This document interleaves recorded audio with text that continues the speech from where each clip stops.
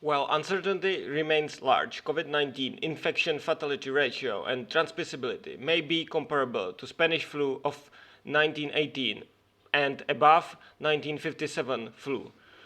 So today I'm reading this preliminary estimate of the confirmed case-fatality ratio and infection-fatality ratio and initial pandemic risk assessment. It's from Mike Famulare from Institute for Disease Modeling. This one is revision version 2 from 19 February 2020.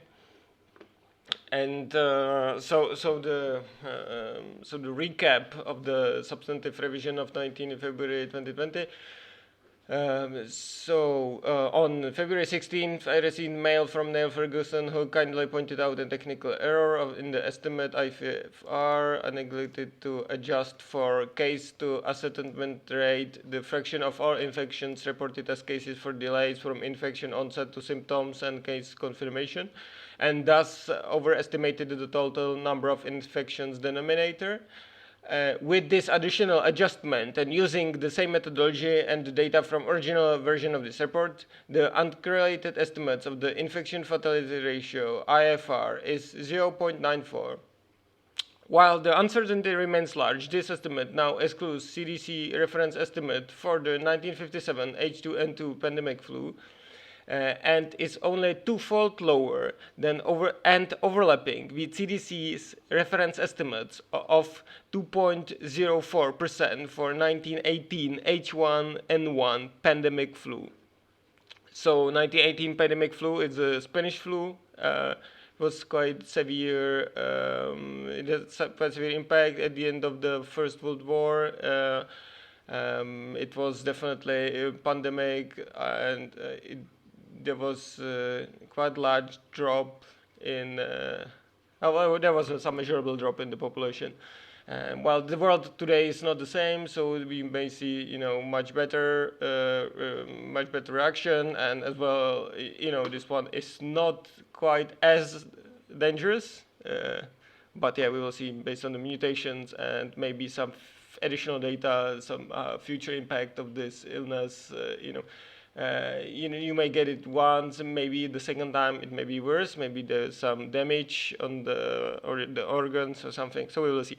So this estimate from early data, globally representative of what was known at the time, but mostly from Wuhan, is also now compatible with the independent estimate published by Imperial College group on February 10th. While this correction does not change the assessment that the COVID-19 exhibits severe pandemic potential in absence of affecting infections, the shift in framing brought about by this three-fourth revision from possibly comparable to 1957, but not to 1918, to possibly comparable to 1918 Spanish flu, may meaningfully impact risk perception. All right, so the summary.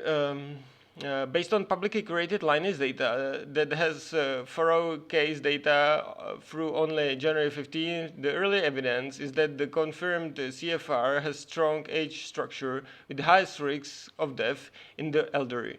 Averaging over all confirmed cases, the estimate overall confirmed CFR was approximately 33%.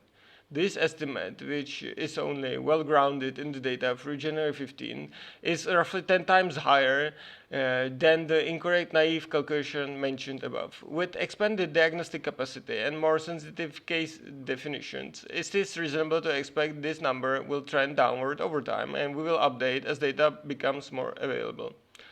The confirmed CFR only describes cases that were confirmed, publicly reported, and summarized in manner suitable for analysis. From the confirmed case data and the most recent mathematical transmission model published by Lancet, we estimate that only 2.9% infection has been reported. Only 2.9% of infections had been reported. It's quite a small number. And confirmed cases through January 25. Under assumption that the most infections have gone unreported are not severe, and that's important information. That seems many infections are not severe. So if you are probably young, you may be okay, but you may transmit this to older people and effectively kill them in this way. The analyzed evidence indicates that the likely overall infection-fatality ratio is roughly 0.9 per 1,000, more severe than 1957 H2N2 the influenza pandemic, and only twofold lower than CDC's reference estimate of 2.04% of 1918 H1N1 influenza pandemic outbreak with broad uncertainty.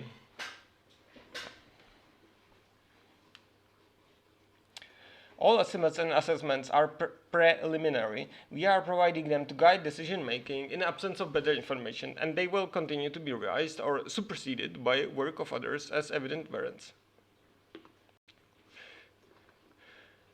Okay, so I will go into detail later. Let me go to the interpretation. So there's this figure 8, estimated scaled measures of transmissibility and clinical severity of 2019 nCoV relative to various years of pandemic and seasonal influenza. On this image, the COVID-19 is very close to 1918, much closer than to 1957, in 2 dimensions of scaled measure of transmissibility and scaled measure of clinical severity. And the interpretation says following. As first noted by researchers at Hopkins University using the same data, 2019 nCoV appears to be exhibiting MERS-like mortality among confirmed cases, at least early on. But in contrast to MERS or SARS before it, all indirect estimates from case exportation and travel rates from Wuhan indicate that the total number of infections was roughly 35 times the number of reported cases period to January 25. If most unreported infections are not severe, then the overall infection-fatality ratio is roughly 10 per 1,000 and comparable to that of 1918 Spanish flu. Furthermore, R0 estimates prior the interventions are recently in range of 2.5 to 2.9, somewhat higher than the typical estimates for influenza that are usually between 1.5 and 2. So they seem to be 50% more transmissive than yearly influenza.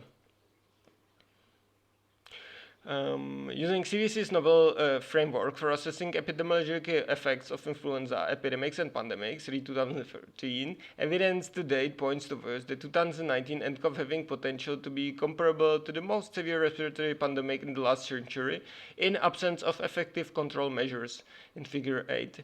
Differences in mortality distributions by age and comorbidities will lead important differences in presentation, but these important questions are outside scope of this report.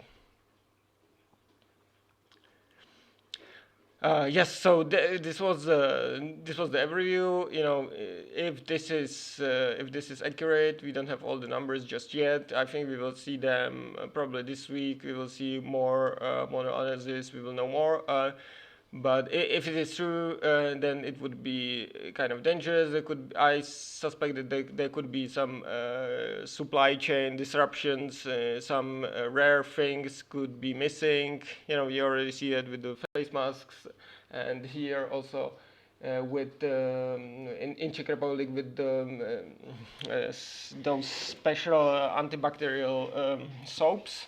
Although it seems that the antibacterial soaps are not that important and that the face masks actually are very hard to use effectively. Best is to avoid the crowds, it seems. So they have this also part about estimated confirmed case-fatality ratios by age prior to January 15th, and it seems that the lower age you are, the lower probability that you will die. And I don't see 0.5, so fraction of 0.25 for age 50, and then it rises to 0.75 at age 70 fraction and count of cases prior January 15 by age and death recovered or censored outcomes. Mortality in these early cases is strongly increased with increasing age, smoothing as extrapolation model shown in black. That's another point of information. What was interesting to me here, from sort of like data science perspective, is the use of the Kaplan-Meier curve. I haven't read about it before. So the Kaplan-Meier estimator is also known as a product limit estimator. Is a non-parametric statistic used to estimate survival functions from lifetime data. So what they do in, that's what I try to do. They estimate survival functions, and they basically use the multiplication of, you can see the equation and find it for yourself, but they use a number of events, for example, deaths that happened at some particular time, and number of individuals that have survived through that time, and then they estimate the sort of the curve of the survivability. And this one is a non-parametric measure, so it's not smooth at all. But it has the advantages of non-parametric methods. So they use this into this analysis as well. And then there is this interesting schematic relationship between deaths, confirmed cases, and local infections in time. Accurate estimates of the confirmed CFRs and IFR require adjust for delays between the incidents, case confirmations, and death. Yeah, obviously, if there is delay between detecting the illness and being dead from the illness, then in order to get proper IFR, here is on the schematic. You want the confirmed deaths for the cases, for the correct number of cases, and to do the fraction.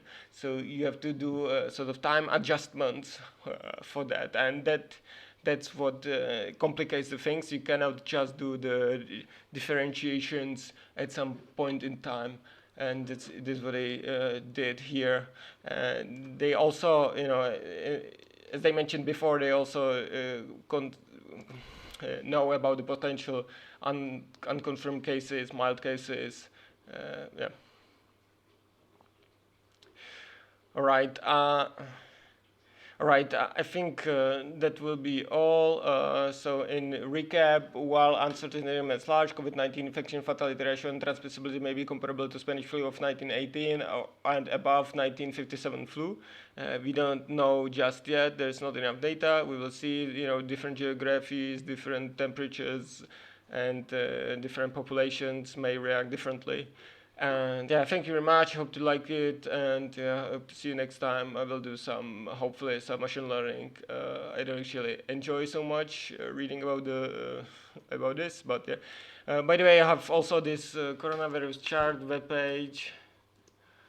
It's one of those pages that lists data. I think I will improve this by splitting also by Europe and so on. I have this little prediction here for 3 days into the future. It tend to be kind of accurate for ex-China data, but may not be in future. We will see if it starts to slow down. Obviously, the exponential models will stop. Okay, thank you very much, and see you next time. Goodbye.